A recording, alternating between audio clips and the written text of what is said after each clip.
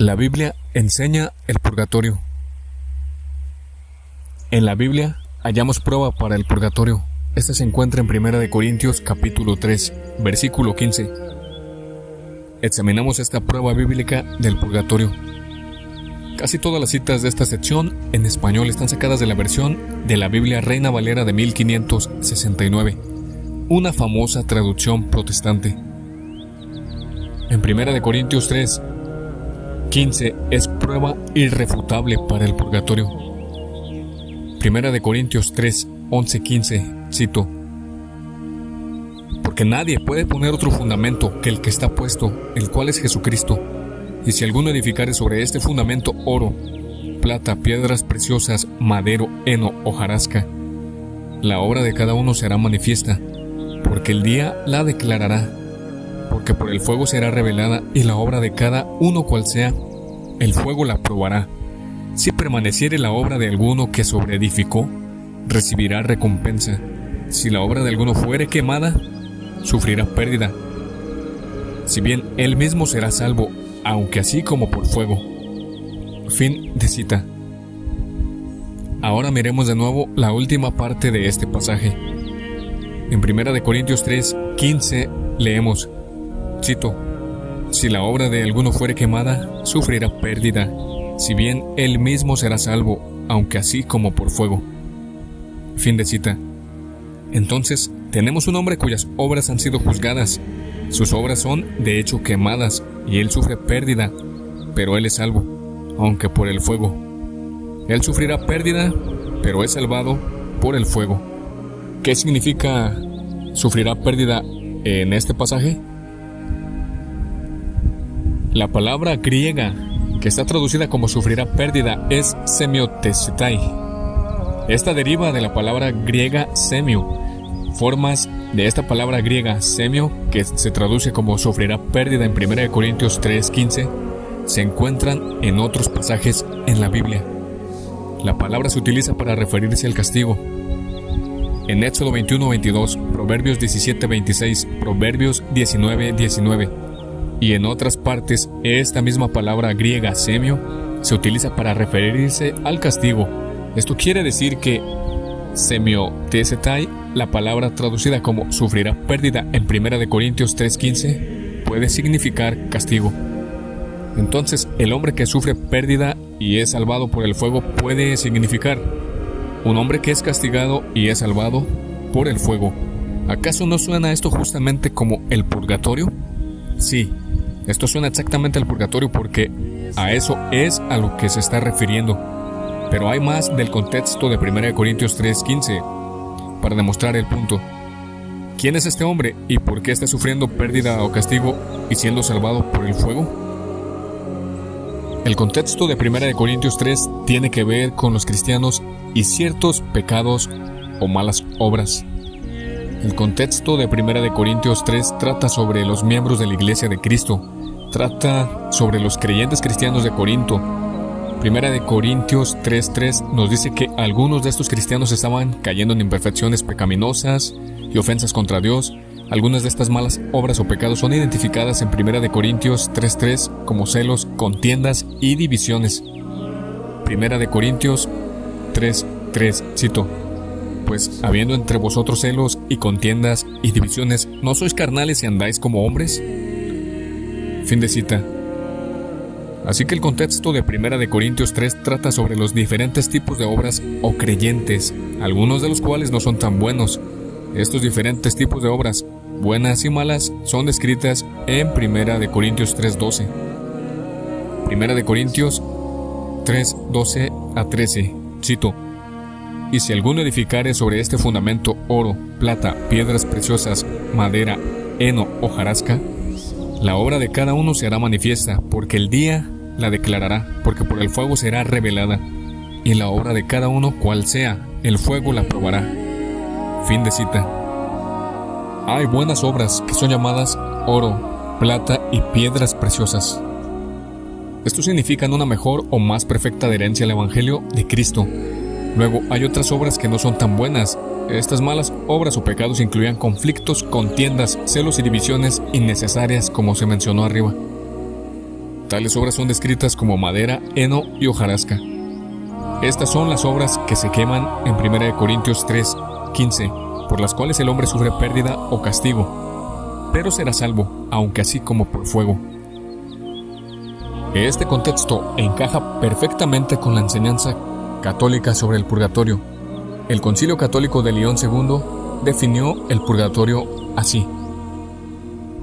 Papa Gregorio X, Concilio de León II, 1274. Cito: porque si ellos mueren verdaderamente arrepentidos en caridad antes de que ellos hayan hecho satisfacción con frutos dignos de penitencia por los pecados cometidos y omitidos, sus almas son purificadas después de la muerte con penas purgatorias o purificadoras. Detzinger 464. Fin de cita. El purgatorio no es para aquellos que han muerto en estado de pecado grave, es decir, mortal. Todas esas personas van al infierno, como queda claro en Gálatas 5:19-21, 1 Corintios 6:9 y Efesios 5:5-8. El purgatorio es para aquellos con la verdadera fe, quienes han sido perdonados por sus pecados, pero aún tienen que hacer plena satisfacción por los pecados que han cometido. Por consiguiente, en 1 Corintios 3:12, la madera, el heno y el rastrojo, que son quemados, significan las obras de un hombre que ha muerto en el estado de justificación y ha sido perdonado de cualesquiera pecados mortales que pudo haber cometido. Él está, por ende, salvado en última instancia, pero él no ha hecho satisfacción por los pecados cometidos después del bautismo. El caso del rey David es un excelente ejemplo de un hombre cuyo pecado ha sido perdonado, pero que no ha hecho plena satisfacción por él. Un gran ejemplo de un hombre que ha sido perdonado de su pecado grave, pero no ha hecho satisfacción por él, se halla en el caso de David. En 2 de Samuel 11, o 2 de Reyes 11 en la Biblia católica, leemos que el rey David cometió adulterio con Betsabé. También hizo matar el marido de ella. Estos son pecados mortales. Si David hubiera muerto en ese estado, él hubiera ido al infierno. 1 Corintios 6:9 nos expone que ni los adúlteros ni los asesinos entrarán en el cielo. Pero David se arrepintió de sus pecados cuando fue declarado culpable por Natán en 2 de Samuel 12. 2 de Samuel 12:13. Cito: entonces dijo David a Natán: pequé contra el Señor. Y Natán dijo a David: también el Señor ha remitido tu pecado, no morirás. Fin de cita. El Señor quitó el pecado de David y Natán le dijo que no moriría. Esto quiere decir que él no moriría eternamente. La culpa del pecado fue perdonada porque David verdaderamente se arrepintió y se convirtió de su pecado. ¿Pero esto era el fin? No, la plena satisfacción por su pecado mortal aún no había sido hecha. Leemos en 2 de Samuel 12:14-15 que David tenía que sufrir la pérdida de su hijo para hacer satisfacción por su pecado. Un pecado que ya había sido perdonado. 2 de Samuel 12:14-15, cito: por cuanto con este asunto hiciste blasfemar a los enemigos del Señor, el hijo que te ha nacido morirá ciertamente. Y Natán se volvió a su casa, y el Señor hirió al niño que la esposa de Urías había dado a luz de David y enfermó gravemente. Fin de cita. Esto proporciona una prueba innegable de que la culpa del pecado de un creyente puede ser perdonada sin que todo el castigo haya sido quitado. El Concilio de Trento lo explica de esta forma. Papa Julio III, Concilio de Trento sobre el sacramento de la penitencia, sesión 14, capítulo 8, 25 de noviembre de 1551. Cito: es del todo falso y contrario a la palabra divina afirmar que nunca perdona a Dios la culpa de un pecado sin que perdone al mismo tiempo toda la pena. Ejemplos claros e ilustrativos se encuentran en las Sagradas Escrituras. Confrontación Génesis 3:16 siguientes, números 12:14, números 20:11, Segunda de Reyes 12:13 siguientes, etc. Detzinger 904. Fin de cita. En esta cita del Concilio de Trento vemos referencias en varios lugares de la Escritura en donde un pecado es perdonado sin que se perdone al mismo tiempo toda la pena. El ejemplo de Números 20 debe ser citado. Números 20:11-12. Cito: entonces alzó Moisés su mano e hirió la roca con su vara 2 veces. Y salieron muchas aguas y bebió la congregación y sus bestias. Y el Señor dijo a Moisés y a Aarón: por cuanto no me creísteis para santificarme delante de los hijos de Israel, por tanto, no meteréis esta congregación en la tierra que les he dado. Fin de cita. Cuando Moisés, en obediencia al mandato de Dios, golpeó la roca para hacer salir milagrosamente de ella agua, había cierto grado de duda en el acto o en la manera en la cual él y Aarón lo presentaron a la congregación. Un comentario católico lo explica. Cito: la falta de Moisés y Aarón en esta ocasión fue una cierta inseguridad y debilidad en la fe, no una duda en el poder o en la veracidad de Dios, sino que detenidos por la indignidad de aquella gente rebelde e incrédula y por tanto hablaron con cierta ambigüedad. Comentario en la Biblia Católica Inglesa, Dual Reigns. Fin de cita.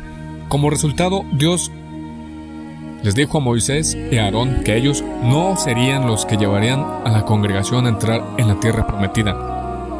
Este fue su castigo, a pesar de que se mantuvieron a favor de Dios. Este castigo fue cumplido. Fueron Josué y Caleb quienes llevaron a la gente a la tierra prometida. Nada impuro entrará al cielo. Esta clase de satisfacción por la pena restante debido a los pecados perdonados a menudo es realizada en la tierra a través de las buenas obras u oraciones, sufriendo pruebas y tribulaciones y con una fidelidad más perfecta a la verdadera fe. Si tal satisfacción no se hace en la tierra, esta se hace y debe hacerse en el purgatorio, suponiendo que la persona muere en el estado de gracia, justificación. La satisfacción debe ser hecha porque el Apocalipsis deja claro que nada impuro entrará en el cielo. Apocalipsis 21, 27, cito: y no entrará en ella ninguna cosa inmunda o que hace abominación o mentira, sino solo aquellos que están escritos en el libro de la vida del Cordero. Fin de cita. Vemos lo mismo en el libro de Hebreos. Hebreos 12, 14, cito: seguid la paz con todos y la santidad, sin la cual nadie verá al Señor. Fin de cita. Ahora, debe hacer hincapié que el purgatorio no es para aquellos que mueren en pecado mortal o que mueren fuera de la verdadera fe. Este es solamente para aquellos que murieron en el estado de gracia, que también se conoce como el estado de justificación. Este es para aquellos que murieron en gracia, pero no han satisfecho por la pena temporal de vida a sus perdonados pecados mortales o veniales que fueron cometidos después del bautismo. La Biblia enseña que hay pecados mortales y pecados menores, veniales. Los pecados mortales destruyen el estado de justificación. Es por eso que Gálatas 5, 19, 21 y 1 Corintios 6, 9 y Efesios 5, 5 a 8 enseñan que las personas que cometen tales pecados mortales pierden su herencia en el cielo, la justificación. Ejemplos de pecados mortales son la fornicación, el asesinato, la embriaguez, mentir, engañar, robar, el fraude, la masturbación, mirar pornografía, dar pleno consentimiento a pensamientos impuros, la homosexualidad, la herejía, la idolatría, violar los mandamientos, etc. Si las personas mueren en el estado de pecado mortal, serán condenados. Primera de Juan 5, 16 a 17 hace mención entre los pecados que llevan a la muerte y los que no. Primera de Juan 5, 16 a 17. Cito: si alguno viere a su hermano cometer pecado no de muerte, pedirá y Dios le dará vida. Digo a los que pecan no de muerte. Hay pecado de muerte, por el cual yo no digo que se pida.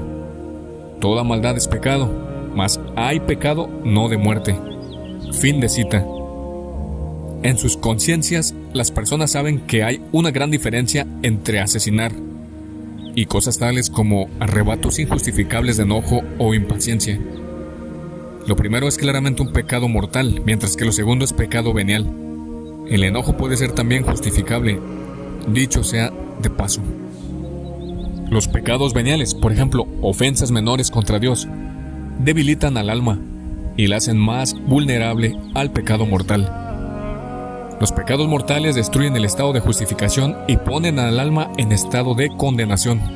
Es por eso que inmediatamente después del versículo que prueba el purgatorio, 1 Corintios 3:15, leemos lo siguiente. 1 Corintios 3:17, cito: Si alguno destruye el templo de Dios, Dios le destruirá a él, porque el templo de Dios, el cual sois vosotros, santo es. Fin de cita. Este pasaje habla de aquellos que mueren en pecado mortal, los no justificados. Ellos estarán perdidos. El pecado mortal solamente puede ser perdonado en la confesión con un sacerdote válidamente ordenado, como se prueba en Juan 20:23. También puede ser perdonado mediante la contrición perfecta con la intención de ir a confesarse. 1 Corintios 3:17 es muy significativo para esta discusión, pues demuestra que el contexto de 1 Corintios 3 trata sobre los pecados. Esto es importante. Si 1 Corintios 3:15 en efecto se refiere a un hombre que está sufriendo pérdida, castigo por sus pecados y que es salvado por el fuego como lo está haciendo ahora, entonces no cabe duda de que se está refiriendo al purgatorio. En un intento de escapar de esa conclusión, algunos no católicos que niegan el purgatorio argumentan que el contexto de 1 Corintios 3 no trata sobre los pecados, sino solamente sobre malas obras. Ellos construyen una falsa dicotomía entre pecados y malas obras, como si estuvieran en dos categorías distintas. Ellos dicen que hay malas obras que no son pecados, pero su intento falla miserablemente a la luz de 1 Corintios 3:17, citado arriba.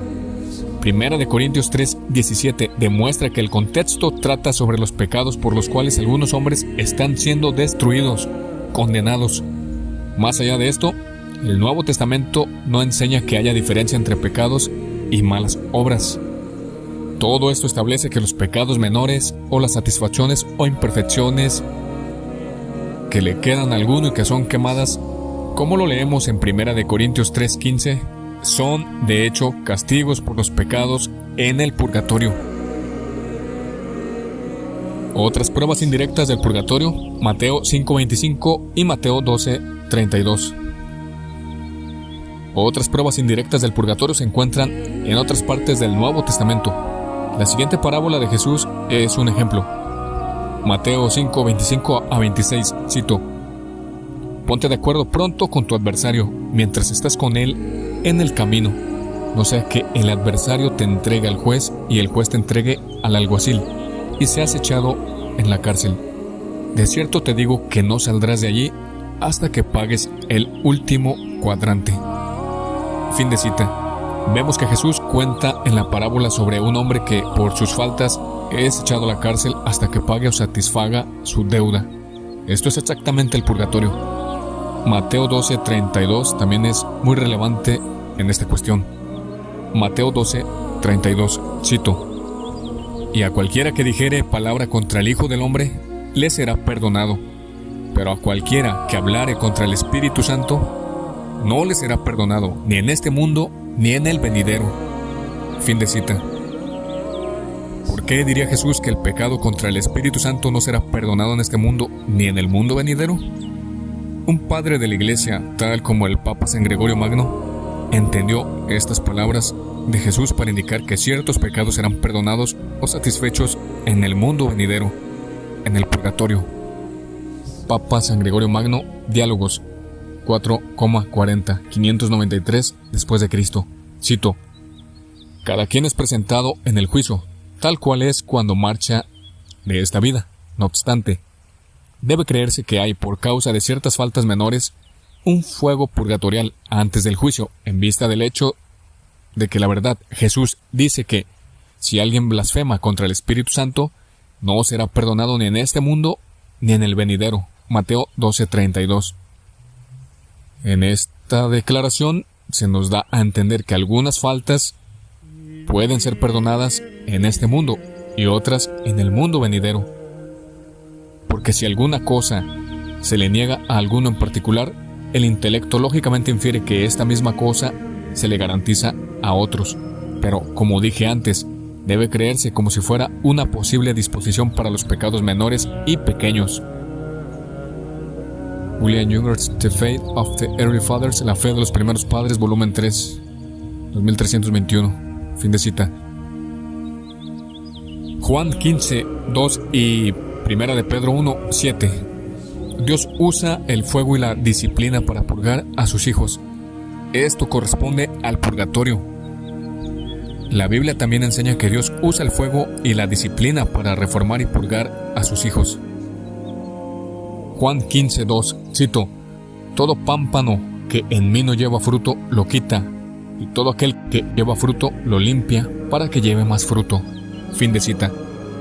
Primera de Pedro 1, 6 a 7. Cito: en lo cual vosotros mucho os alegráis, aunque el presente por un poco de tiempo, si es necesario, estéis afligidos por diversas pruebas, para que la prueba de vuestra fe, mucho más preciosa que el oro que perece, aunque sea probado con fuego, sea hallada en alabanza, gloria y honra en la manifestación de Jesucristo. Fin de cita. Jesús disciplina a sus hijos para hacerlos más perfectos y para que lleven más fruto. Si no se hace así, la satisfacción en la tierra se deberá hacer en el purgatorio. ¿Pero acaso los sufrimientos de Jesús en la cruz no compensaron todo? A algunos no católicos les gusta pensar que la pasión y muerte de Jesucristo compensaron todo, incluyendo la pena debida por los pecados futuros. Dicen ellos: no hay que preocuparse por cosas tales como el purgatorio, porque Jesucristo pagó el precio por todo. Este argumento es falso por varias razones. En primer lugar, Colosenses 1:24 prueba que esto es falso. Colosenses 1:24, cito: que ahora me regocijo en lo que padezco por vosotros y cumplo en mi carne lo que falta de las aflicciones de Cristo por su cuerpo, que es la iglesia. Fin de cita. Este versículo podría impactar a aquellos que no estén familiarizados con él. Pablo dice que él cumple para la iglesia esas cosas que faltan de las aflicciones de Cristo. El sufrimiento de Cristo fue perfecto y de valor infinito. Entonces, ¿qué significa este versículo? Lo que San Pablo quiere decir es que todavía faltan muchos sufrimientos y son necesarios para que los miembros de la iglesia trabajen en su salvación, lo cual fue toda hecha posible por el sacrificio de Cristo. Este versículo prueba que el sacrificio de Cristo no suprimió todas las preocupaciones acerca de la posibilidad de un castigo futuro, debido a los pecados de alguno. Si hubiera sido así, entonces Pablo nunca hubiera dicho que sus sufrimientos cumplen para los miembros de la iglesia lo que falta en el sacrificio de Cristo. Ni tampoco hubiera hablado Jesús de los castigos por los pecados, cosa que él hace reiteradamente.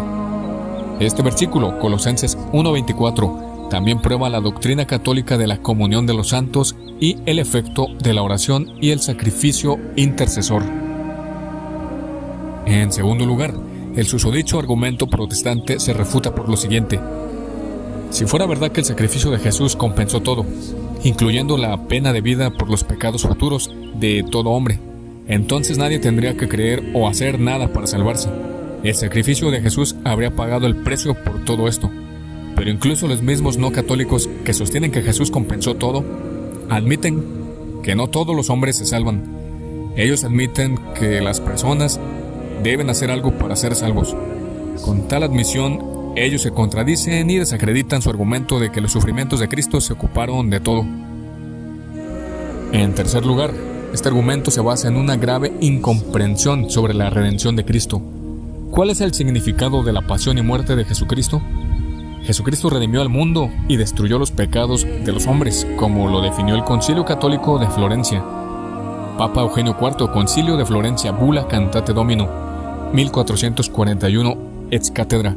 Cito: la Sacrosanta Iglesia Romana firmemente cree, profesa y enseña que nadie concebido de hombre y de mujer fue jamás librado del dominio del diablo, sino por merecimiento del que es mediador entre Dios y los hombres, Jesucristo Señor nuestro, quien, concebido sin pecado, nacido y muerto al borrar nuestros pecados, él solo por su muerte derribó al enemigo del género humano y abrió la entrada del reino celeste, que el primer hombre por su propio pecado con toda su sucesión había perdido. Fin de cita. Esto quiere decir que todo pecado que es perdonado por Jesucristo y específicamente por el mérito de su pasión y muerte. Este perdón se garantiza solamente para aquellos que lo siguen y hacen lo que Él dice que hagan. Juan 2:5. Lo que les permite beneficiarse de su redención. Esto no significa que Dios no castigará a los hombres por sus futuros pecados. Tampoco significa que la pena por todos los pecados del mundo entero ha sido eliminada. El verdadero Antiguo Testamento prueba el purgatorio.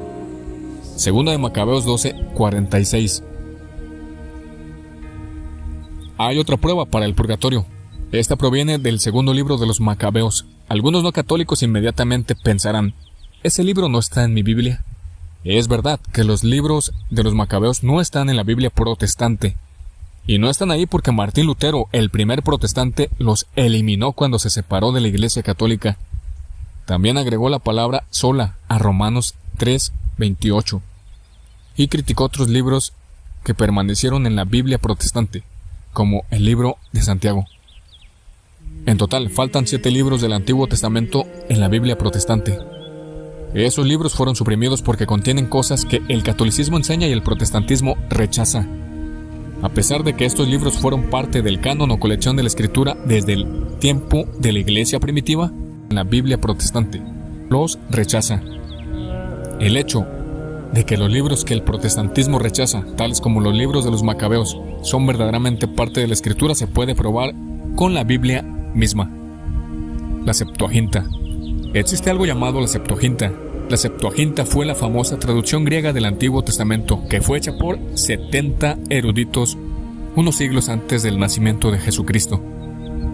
Usted puede leer mucho sobre la Septuaginta en Internet. Esta famosa traducción del Antiguo Testamento del hebreo al griego contiene los 7 libros que la Biblia protestante rechaza. Ahora bien, aquí está lo interesante. Hay aproximadamente 350 citas del Antiguo Testamento en el Nuevo Testamento que han llegado hasta nosotros. Pues bien, alrededor de 300 de esas citas son de la versión de la Septuaginta del Antiguo Testamento. En otras palabras, el Nuevo Testamento, que incluso los mismos protestantes tienen, cita la versión del Antiguo Testamento que acepta los libros católicos de la Biblia. Esto significa que los autores del Nuevo Testamento aceptaron la versión de la Septuaginta y por consiguiente los 7 libros que los protestantes rechazan. Pero aún hay más. En Hebreos 11:35 de las Biblias católica y protestante vemos una referencia a un evento que es registrado únicamente en el segundo libro de los Macabeos, capítulo 7. Hebreos 11:35.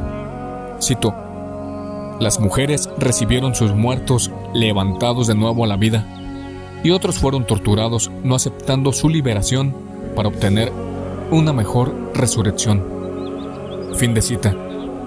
Esta referencia se halla en un solo lugar en la Biblia. Está en 2 de Macabeos 7, en donde cuenta la historia de una madre y sus 7 hijos. Esta madre y sus 7 hijos se negaron a ser liberados de su tortura para poder recibir la resurrección de los justos. Entonces, en Hebreos 11:35, San Pablo está haciendo referencia al segundo libro de los Macabeos. Esto demuestra que 2 de Macabeos, cuyo libro las Biblias protestantes no tienen, es en verdad parte del Antiguo Testamento. 2 de Macabeos capítulo 12 claramente enseña la oración por los difuntos y, por ende, el purgatorio. 2 de Macabeos 12:46. Cito: es pues un pensamiento santo y saludable el rogar por los difuntos a fin de que sean libres de sus pecados. Fin de cita. Este versículo enseña el purgatorio. Dice que es un pensamiento santo y saludable el rogar por los difuntos a fin de que sean libres de sus pecados. Por lo tanto, la Biblia enseña que hay un lugar después de la muerte, en donde algunos de los fieles que se salvan son retenidos y en donde pueden ser socorridos por las oraciones. Esto corresponde a la enseñanza de 1 de Corintios 3:15, en la cual ya vimos que algunas personas son salvadas mientras sufren pérdida o castigo, pero por el fuego. Ese lugar es el purgatorio, y este versículo claramente lo prueba. Es por eso que este libro fue suprimido de la Biblia por aquellos que quisieron inventar una nueva versión del cristianismo, una versión que no está conforme ni a la tradición ni a la enseñanza bíblica. Los padres de la iglesia creían en el purgatorio y en las oraciones por los difuntos. Además de todas estas pruebas bíblicas, el purgatorio se prueba por el hecho de que los padres de la iglesia cristiana creían en él y en las oraciones por los difuntos. San Agustín es un famoso padre de la iglesia. San Agustín es respetado con honor por los católicos y generalmente por los no católicos que reclaman ser cristianos. Él claramente enseñó el purgatorio. San Agustín de Hipona, Sermones 411 después de Cristo, cito: "No hay duda que los difuntos son socorridos, que el Señor les hará más misericordia de lo que sus pecados merecerían". Toda la iglesia observa esta práctica que fue dictada por los padres, que la iglesia ora por aquellos que han muerto en la comunión del cuerpo y la sangre de Cristo. Fin de cita. William Younger's The Faith of the Early Fathers, volumen 3, 1516. Fin de cita. Nótese que San Agustín dice que toda la iglesia cristiana ora por los fieles difuntos, aquellos que murieron en verdadera comunión con la verdadera iglesia. San Agustín, Manual de Fe, Esperanza y Caridad, 421 después de Cristo. Cito: "No es increíble que algo semejante suceda después de esta vida, y puede investigarse si es manifiesto o no que algunos fieles se salven a través de un cierto fuego purificador purgatorial, tanto más tarde o más pronto cuanto más o menos amaron las cosas perecederas". Fin de cita. William Younger's The Faith of the Early Fathers, volumen 3, 1920. San Agustín, Manual de Fe, Esperanza y Caridad, 421 después de Cristo. Cito: "No se puede negar que las almas de los difuntos son aliviadas por la piedad de sus parientes vivos, cuando se ofrece por ellas el sacrificio del mediador o cuando se hacen limosnas en la iglesia". Fin de cita. William Younger's The Faith of the Early Fathers, volumen 3, 1930. Muchos otros padres pueden citarse. Aquí solamente cito algunos pocos. San Gregorio de Niza, Sermón sobre la muerte, 383 después de Cristo. Cito: "Un hombre encuentra que no es capaz de ser partícipe de la divinidad hasta que haya sido purgado del inmundo contagio de su alma por el fuego purificador". Fin de cita. Tertuliano, Monogamia, 213 después de Cristo. Cito: "Una mujer después de la muerte de su marido ora por su alma y pide que él pueda, mientras espera encontrar descanso, y que pueda participar en la primera resurrección, y cada año, en el aniversario de su muerte, ella ofrece el sacrificio". Fin de cita. Esto prueba que, inclusive en el siglo III, la práctica de la iglesia era orar por los fieles difuntos, aquellos que murieron con la verdadera fe y aparentemente libres de pecado mortal. San Cirilo de Jerusalén, Lecturas Catequéticas, 350 después de Cristo. Cito: "Ahora hacemos mención también de aquellos que ya han caído dormidos, porque nosotros creemos que esto será de gran beneficio para las almas de aquellos a quienes nuestra petición es llevada". Fin de cita. San Juan Crisóstomo, Homilías sobre 1 de Corintios, 392 después de Cristo. Cito: "Permítasenos ayudarlos y conmemorarlos. Si los hijos de Job fueron purificados por el sacrificio de su padre", Job 1:5, ¿por qué dudaríamos que nuestras ofrendas por los muertos no les traiga algún consuelo? No dudemos en ayudar a aquellos que han muerto y ofrezcamos nuestras oraciones por ellos. Fin de cita. Podemos ver que el purgatorio fue enseñado en la Sagrada Escritura y fue creído por los primeros cristianos. ¿Por qué los cristianos primitivos creyeron en el purgatorio y en la oración por los muertos? Obviamente no es porque esta fuera una doctrina hecha por el hombre, sino porque vieron claramente que fue enseñada en la Biblia y que era parte de la tradición recibida de los apóstoles.